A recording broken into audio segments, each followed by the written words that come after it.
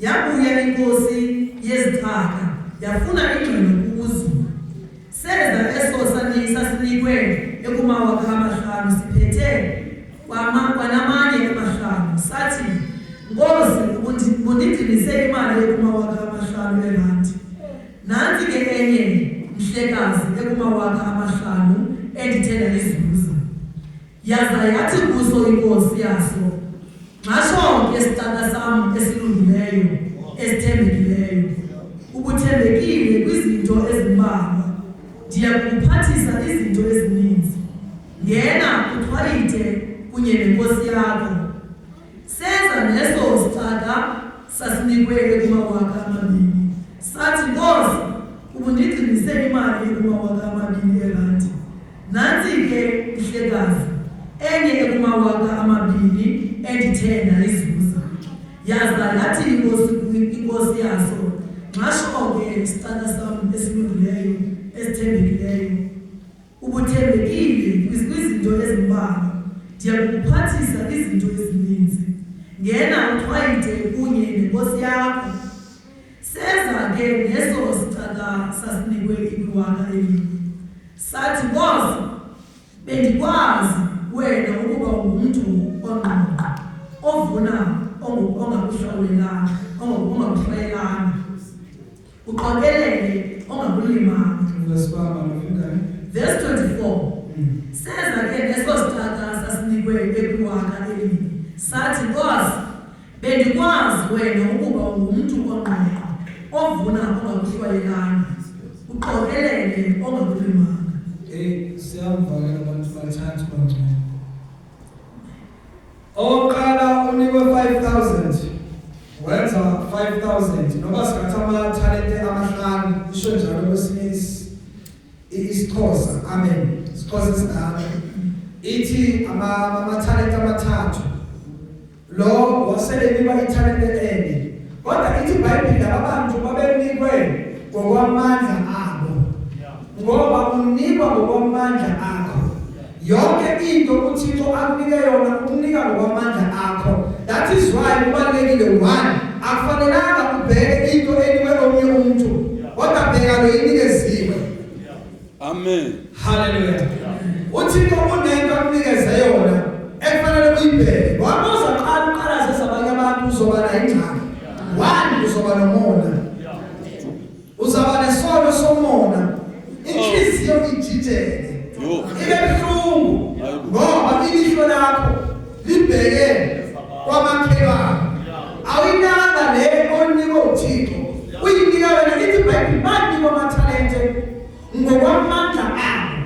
That is why lo wanikwa awu-5. Okusho ukuthi le nkosi ngesikhathi labasebenzi bebesebenza ubebaqaphela ebabona ukuthi okay lona ukhuthele lona no uyasebenza lo giving. Banikwa bobathathu. Ithi iBhayibheli mayibuya uthole inkosi nayo uphinde kenza amanye amathalente amahlanu. Aphinde enze ngosibili hayi nami inkosi iphinde kenza amanye amathalente amabili. Lo wesithathu uza nocingo ngembekele. Hayibo. Uzochaza. Uzo-explaina. Uzochaza nje ukuthi ngiyazi ukuthi wena Nkosi ufuna la ungatshalanga khona. Ngiyazi ukuthi ufuna la ungatshalanga khona wena. Hallelujah. Cela uqhubeke nayo mama. Seza ke neso sitaka sasinikwe iwaka elinye. Sathi, Nkosi, bendikwazi wena ukuba ungumuntu ongqongqo, ovuna ongakuhlawulelanga, uqokelele ongakulimanga. Uqokelela akulimanga. Uhlawela ufuna lapho ungahlawelanga khona. Bendisoyika ndaza ndaya kuyembela ndayifihla imali yakho. Nansi ke imali yakho mhlekazi. Ubuyisa injengoba injalo. Uthi nansi imali yakho mhlekazi.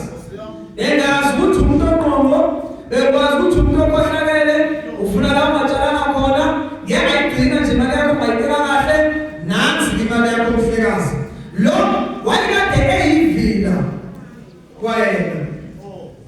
Asive ukuthi siphi isiphelo sakhe ngoba wayengaxoxanga. Yaphendula inkosi yaso yathi kuso, sicakadini esikhohlakeleyo esilivile. nje ukuba umuntu ovuna apho ndingahlwayelanga khona aqokelele apho angachithanga khona. Ukumelwe ke ngoko ukuyifaka ebhankini imali yam ndize ndithi ndakufika ndiyifumane inenzala. Ke ngoko esi sichaka sihlutheni iwaka elo nilinike eso siphethe ekumawaka alishumi. Kuthiwa baba lona wayenobuyatha, wayengahlakaniphanga, wayekhohlakele, eyivila futhi. Ithi iBhayibheli kathoma abahlithe nale nto ethana nayo. Yathathwa kathoma inikwe lo ubona 10. Ithi mama bayesehluthiwe le ethana nayo into le eyi-1 angenzanga nzalo ngayo, angenzanga zuzo, yahlwithwa yanikwa lona 10. Wasithini yena wasiwaphi?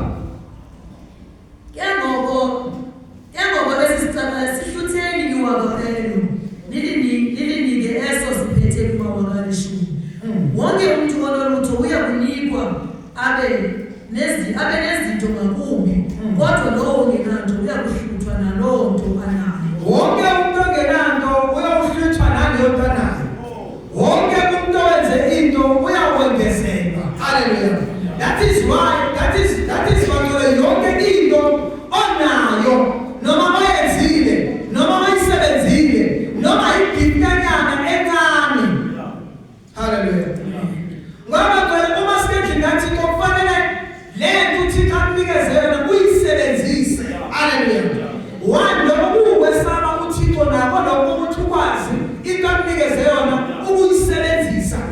Ngoba ungayisebenzisi kungamesaba uThixo. Bethekana iBhayibheli qala ngokuhlakanipha kumazi uJehova uNkulunkulu wakho. Hallelujah. That is mawumazi uNkulunkulu uThixo wakho kufanele le nto akunikeze yona umazi ukuthi ukunikezeleni yona. Isebenzise ngaphakathi endlini kaThixo. Mhlazane kuJesu Kristu uyokwenezwa phezu kwalokho onako. Kodwa uma ungenanto wehluthwa nalo ulikezile. Awungenisi bantu. Cela ubeke manje. Lesithi yesona esisiphethe sesicaka siphoseni phandle. Jona sisiphethe sesicaka senzele nini? Siphoseni phandle le ebumnyameni. Bakhwele bonke abantu abatholakala bengenanto. Bonke abantu abatholakala bengenabulungo. Njengoba besho la ngethi ukuthi izintombi ebeziziyatha zavalelwa ngaphandle.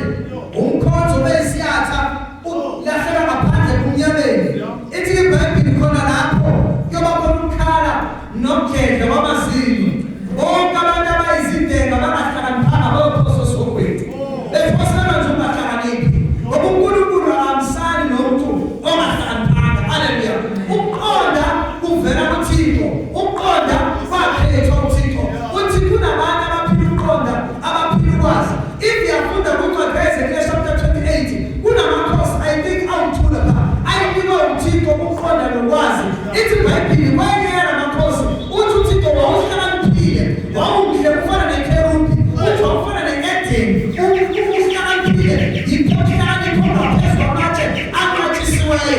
Ithi wawuhamba phakathi kwamatshe egolide. Ithi ayiphuma umlilo. Ithi kodwa waphakama. Ithi noma uyatha uzofike uthathwe izizwe ngoba yawuphakamela. Uthi ke manje bekhuluma lapha kwencwadi mayikhuleka. Uthi noma umhlani wakusele kwasendalweni. Waphila umhlani kwasendalweni. Hallelujah. uThixo bantwana akaza siphele ungahlakaniphi. Uma sabantwana bakaThixo uThixo udinga siba abantu abaqondayo, siba abantu abaziyo, siba abantu abahlakaniphile. Because uma ungahlakaniphanga nelizwi loba ngashunyayela usathane idomi ingqondo ungeva.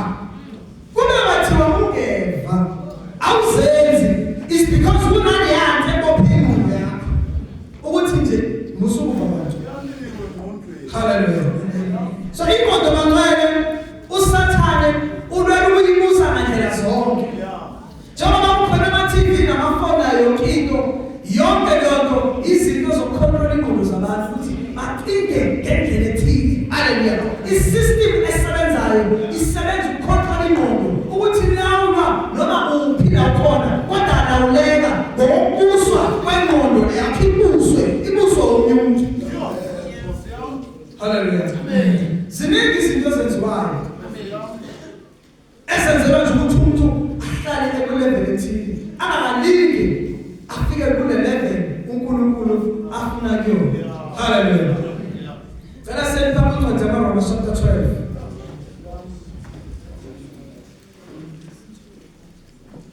ingqondo zethu bangcwele kufuneka zihlaziyeke. Mawufunda la kwincwadi yabaseKorinte chapter 1 verse 18. 1 Corinthians chapter 1 verse 18 ngoba sivuliwe la. Yancwadi ethi ilizwi lomqamlezo liwubudenge kwabashabalalayo. Kodwa kuthina abasindiswa ngalo namandla kaThixo. Haleluya. So izwi lomqamlezo liwubudenge kwabashabalalayo kodwa kuthina namandla kaThixo. Ibese lithi manje ngezasi ithi ngoba uThixo ubulungu baleli lizwe wabenza ubudenge. Waze wathatha into engento edelelekileyo wayenza kwayiyona enguhlakani wokusindisa abantu emhlabeni. That is why ihlabathi malibhekana libuka umuntu oyisitenge nomuntu ahamba impanga yaziyo noJesu wezana belungu. Ukhona leyo nto Jesu wenza ebakhwini. Uthi uJesu wezana belungu. Isinyanya sabelungu leso liqhathwa belungu. Iqhathwa belungu nina bazomqhatha bazothatha inqubo zenu. Kodwa umuntu uyafika lo muntu lo uphethe ibhiya. Bathi umbuzo lephiwe lapha. Yezona belungu nalephiwe. Hayibo. Ubemkwani wezona belungu. Hayibo.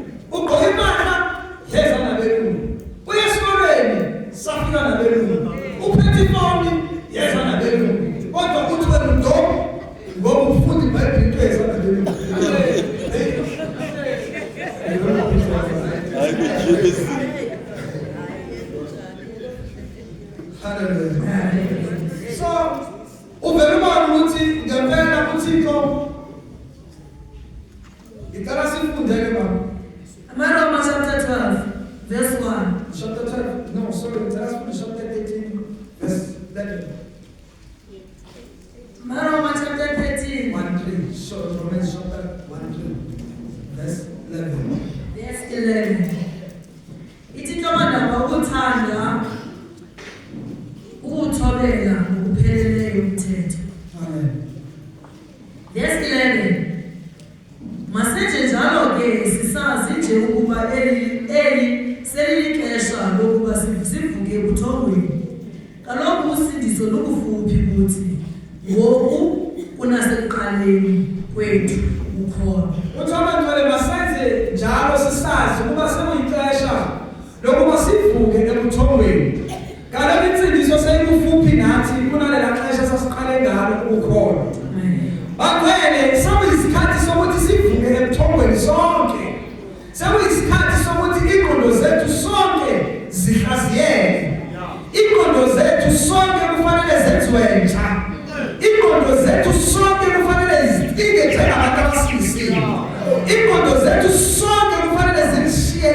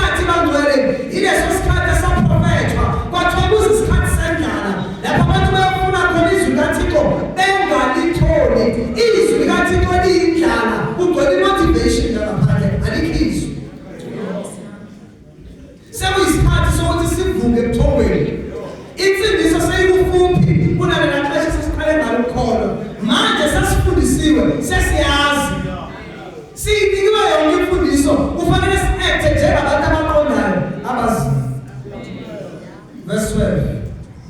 Verse 12. Ubusuku buhambile. Sebuza kusa. Masahlukane ke ngoku nemisebenzi yobumnyama. Sixhobe ngezikwekwe zokukhanya. Kuthiwa ubusuku buhambile. Sebuzawusa. Masahlukane manje nemisebenzi yobumnyama. Sixhobe ngezikwekwe zokukhanya. Njengabantu abaqondayo kwamina. Masiziphathe ngokundileka njengabahamba emini. Singabi sezindlwaneni. Hallelujah. Nasekunxeleni. Masiyabantu bangcwele abaziphethe ngomdileko. Mawusindisiwe ziphathe kahle. Awuziphathe kahle mawusindisiwe ngoba. Angeke uba nemicimbi sowufuna ukuya lapho. Awuziphathe nje kahle. Ngoba nje ukuhamba. Uyenza zonke lento ezifunwa abantu. Uziphathe kahle. Ngoba ufundisile. Sekuyisikhathi sokuthi sivuke ebuthongweni. Unalela xesha sasiqale ngalo umkhono. Ungabiphi? Singabi sezindlwaneni nasekunxeleni, ebuheluzeni nasebuhleletyeni. Singabi namona nazinkani. Uthoba ngcwele ningahambi ngokuminza nokudakwa, kungabi ngokufebe namanyala, kungabi ngokuxabana nomhawu, kodwa yambathani inkosi uKristu. Ninganakekeli inyama, kuvuswe izinkanuko. Kuthiwa masikahambi ngokudakwa, masikahambi ngokufebe, masikahambi ngamanyala, kungabi ukuxabana. Avoida nje ukuthi la ukhona kaxatshana. Avoida nje into ehlangene nokufebe. Avoida into edibene namanyala. Avoida zonke lezi zinto bangcwele, umhawu ubona. Kodwa yambathani uJesu Kristu. Ninganakekeli inyama, kuvuswe izinkanuko. Inkanuko bangcwele kunento emele siyazi ngayo ukuthi iyayi-overpower ingqondo. Wathi ube umuntu nje ohamba ngama-emotions, ingqondo yakho ayifunctioni kahle. Ngisho umuntu ingabe inkanuko yokuxabana mhlawumbe usemsindweni, ingqondo ayifunctioni. Uzibhaqa sowenze into ungayicinganga. Ngisho ngaba inkanuko yobufebe, ingqondo ayisebenzi. Ungazibhaqa sowayele phakathi esonweni. Kufanele sazi ukuthi wonke ama-emotions maswa-avoide. That is why ithi izwi kaThixo masiyicindezele inyama ukuze ingqondo kube yiyona ecingayo nomoya udominate. Ngoba shuthi kubuse umoya wehlabathi noma kube umuntu ama-emotions, uzaba umuntu onengqondo efunctiona kancane.